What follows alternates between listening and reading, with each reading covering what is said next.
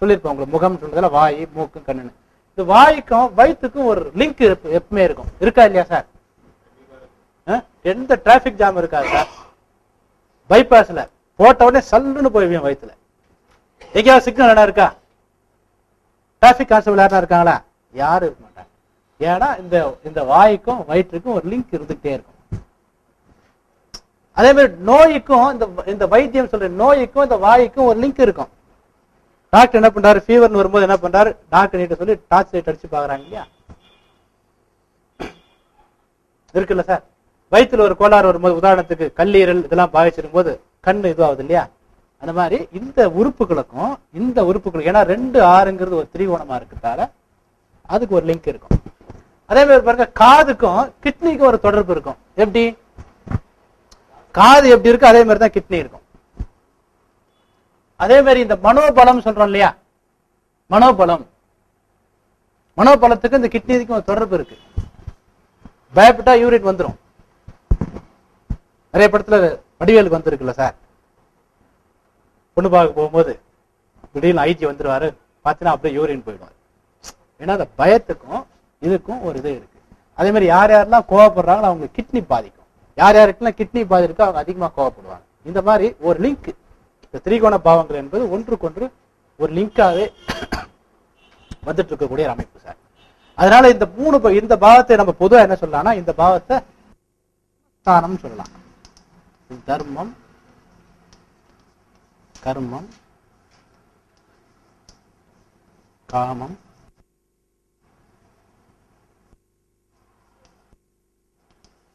மோட்சம் அப்படின்னு 3 பிரிவா பிரிக்கலாம்.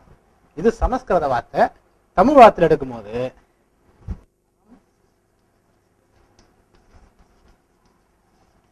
பொருள், இன்பம், வீடு. வீடுங்கிறது நம்ம வீடு இல்லை சார், மேல இருக்கிற வீடு சார். இந்த மாதிரி இந்த 4 செக்ஷன், இந்த 12 பாவத்தை 4, 8, 12 சார். மோட்சஸ்தானம்,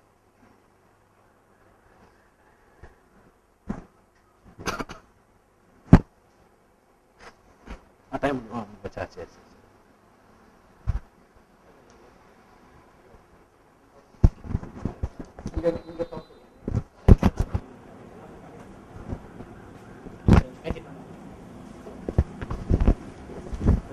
பிரிவா பிரிச்சிட்டோம். அகம் சார்ந்தது, புறம் சார்ந்ததுன்னு.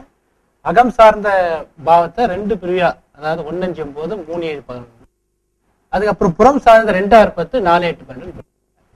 இதுல திரிகோண பாவங்கள் ஒரே தன்மை வாய்ந்தது அப்படிங்கிறது ரொம்ப முக்கியமான ரூல். இது இந்த ரூலை வச்சுதான் நம்ம நகர ஆரம்பிக்கிறோம். ஃபர்ஸ்ட் ரூலா திரிகோண பாவங்கள் ஒரே தன்மை வாய்ந்ததுன்னா என்னன்னு பாத்தீங்கன்னா, 1வது வீடும் 5வது வீடும் 9வது வீடும் வெவ்வேறு காரகங்களை வைத்திருந்தாலும் கூட்டி கழிச்சு பாத்தீங்கன்னா ஒரே காரகம் தான்.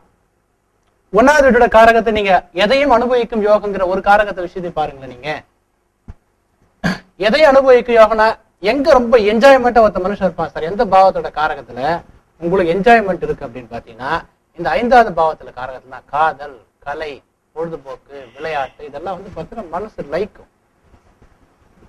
ஓகேங்களா?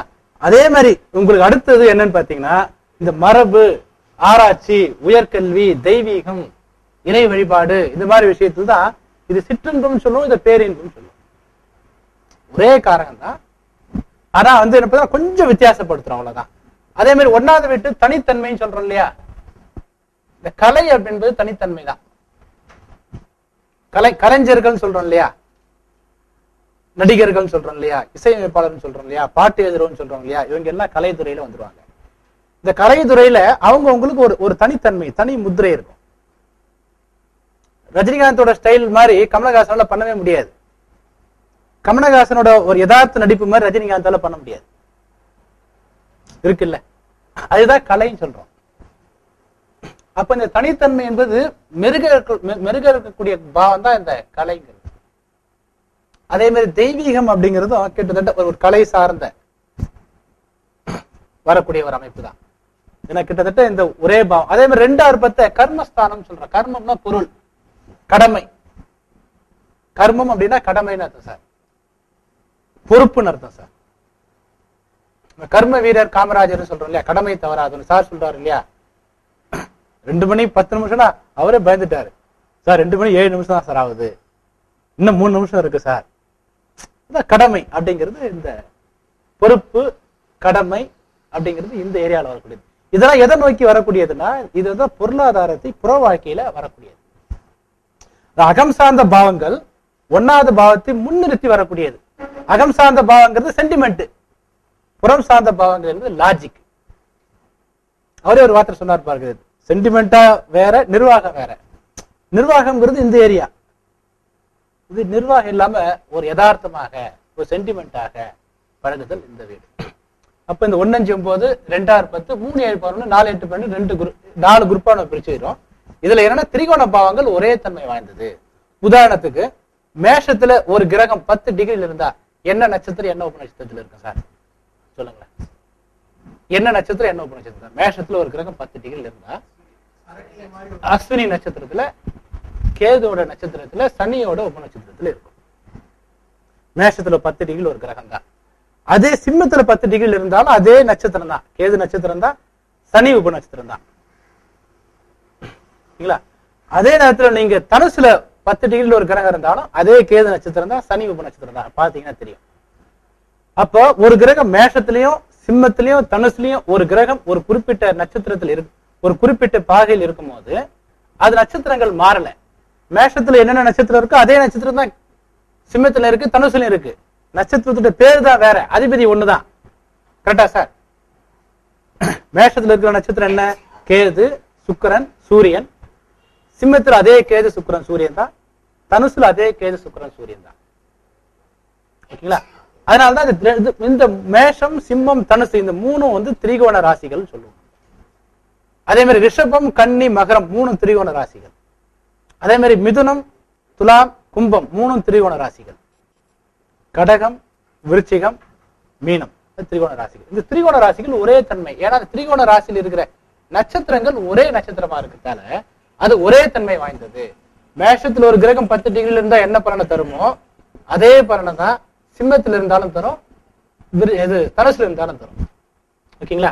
சரி, இப்போ ஒரு குறிப்பிட்ட வீட்டுக்கு 12வது வீடு அந்த வீட்டை கெடுக்கும், அது நமக்கு தெரியும். அப்ப 7வது வீட்டை கெடுக்கிற வீடு எது சார்? 6வது. 5வது வீட்டு கெடுக்கிற வீடு எது சார்? 3வது வீட்டு கெடுக்கிற வீடு எது சார்? 2வது. அப்போ ஒவ்வொரு வீட்டுக்கும் 12வது வீடு அந்த வீட்டை கெடுக்குங்கிறது நமக்கு தெரிஞ்சு போச்சு. அப்போ இந்த 1வது வீட்டை கெடுக்கிற வீடு எதுன்னு பாத்தீங்கன்னா 1. ஓகேங்களா? 6வது வீட்டை கெடுக்கக்கூடியது 5, 10வது வீட்டை கெடுக்கக்கூடியது 9. ஆனா நான் என்ன சொல்றேன்னா திரிகோண பாவங்கள் ஒரே தன்மை வாய்ந்ததுங்கிறதால 2வது வீட்டை கெடுக்கக்கூடியது 1, 1 மாதிரிதான் 5 9 இருக்கும். அதனால 1வது வீட்டை கெடுக்கக்கூடியது 1 5 சார் 2வது வீட்டை கெடுக்கக்கூடியது 1 5 9. அதே மாதிரி 8வது வீட்டை கெடுக்கக்கூடியது 3 7 11. அதுக்கு முன்னாடி என்ன ரூல் அப்படின்னு பாத்தீங்கன்னா இந்த ஒற்றைப்படை பாவங்களும் இரட்டைப்படை பாவங்களும் ரயில் தண்டவாளம் மாதிரி 2 1 கொண்டு ஜாயிண்ட் ஆவாது. அது ஒரு அணி, இது ஒரு அணி அப்படிங்கிற மாதிரி. இந்த அகம் சார்ந்த அணி, அது புறம் சார்ந்த அணின்னு. இந்த ஒவ்வொரு பாவத்தையும் கெடுக்கக்கூடிய வீடு எதுன்னா அந்த அணி எந்த அணியில் இருக்கோ அதுக்கு ஆப்போசிட் அணியில் இருக்கிற வீடு தான் அந்த வீட்டை கெடுக்கும். இப்ப பாருங்க, 7வது வீட்டை கெடுக்கக்கூடிய எதுன்னு பாத்தீங்கன்னா 7வது வீடு ஒத்தப்படையா ரெட்டப்படையானா ஒத்தப்படை, அது கெடுக்கக்கூடியது ரெட்டப்படையா தான் இருக்கும்.